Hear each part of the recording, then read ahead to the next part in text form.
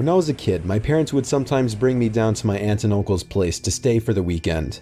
Mainly, I'd spend time playing with my two cousins who were around the same age as me. They lived on a small farm with plenty of open space, and we could run around doing pretty much whatever we wanted.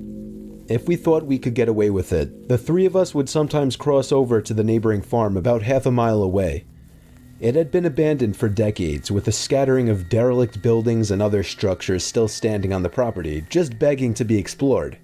This was of course a gold mine for three adventurous young boys such as ourselves, especially after my cousins told me stories about the deaths that took place in the house. It was pretty classic fare. Man goes crazy, axe murders his entire family, hangs himself, returns every night as an angry spirit looking for new victims. Good, grisly stuff. Even at that age, I knew they were probably making it up, or at least embellishing old rumors. But seeing as how the setting lent itself so well to such tales, I allowed myself to buy into it. One afternoon, we decided to play hide and seek.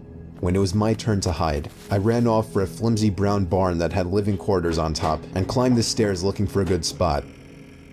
There was still furniture inside, and personal belongings lay scattered across the floor.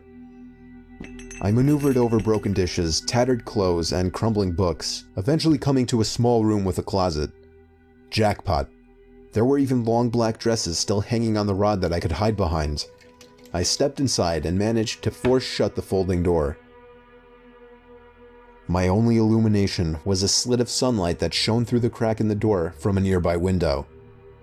I crouched down with knees tucked into chest and waited. Some time passed and there was still no sign of my seekers. I waited some more, debating if and when I should give myself up. After nearly an hour, this was starting to get boring. My head drooped. I woke with a jerk.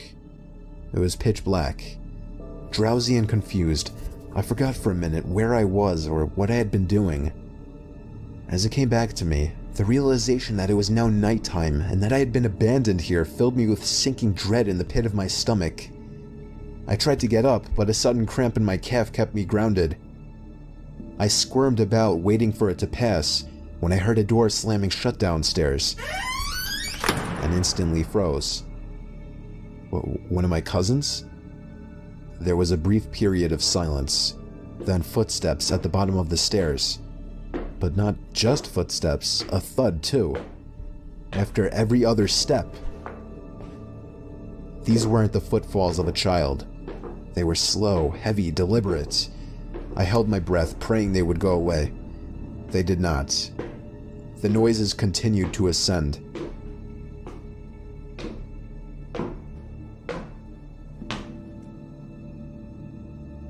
After another moment of silence, the walking resumed. This time along with a steady scraping sound, like something heavy being dragged across the floorboards. The footsteps made their way through the debris and wandered aimlessly through the various rooms. I thought I could smell something faintly putrid. The constant scrape sent cold shivers coursing down my arms and back. My worst fears were realized when the steps reached the bedroom doorway. They got closer and closer and finally stopped directly in front of the closet door. I couldn't see a thing. After an agonizing pause, they continued on over to the other side of the room and out the doorway again. They faded away down the hallway. I waited for what seemed like an eternity. There were no more sounds now, and I was trying to build up enough courage to open the door and flee. 3 things happened simultaneously just then. I was bombarded with a smell I can only describe as fresh roadkill. I heard raspy breathing behind me in the dark closet, and I felt hot breath against the nape of my neck. That was enough for me to hurtle myself out from the confines of that nightmare space, relying on memory and scant moonlight to navigate through the darkened house. All the while, I heard footsteps chasing behind me, closing in with terrifying speed. It was a clumsy, torturous escape full of trips and bumps and blind stumbling. I never looked back. At least, not until I had burst out the front door and into the country night.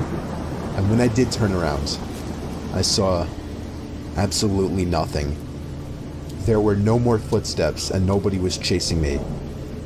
That didn't stop me from running though, all the way back to my aunt and uncle's house. There was a police car in the driveway when I got back. My parents were there too, worried sick. Everybody demanded to know where I had been. Apparently, when my cousins still hadn't found me by evening, they'd returned home to tell their parents. Eventually, the police were called in and informed me that they had already scoured every building on the farm. The insinuation that I was lying about my whereabouts didn't go unnoticed. None of it made any sense. It wasn't until years later that one of my cousins filled in a final piece of the story. He and his brothers had spent hours searching for me like they said, but the part they didn't tell anyone was that they thought they spotted me in the window of the bedroom I was hiding in. And when they got closer, they saw that it wasn't me. A young boy neither of them recognized was smiling and waving down at them and gesturing for them to come upstairs. That's when they ran back home. All of this while I slept in the closet.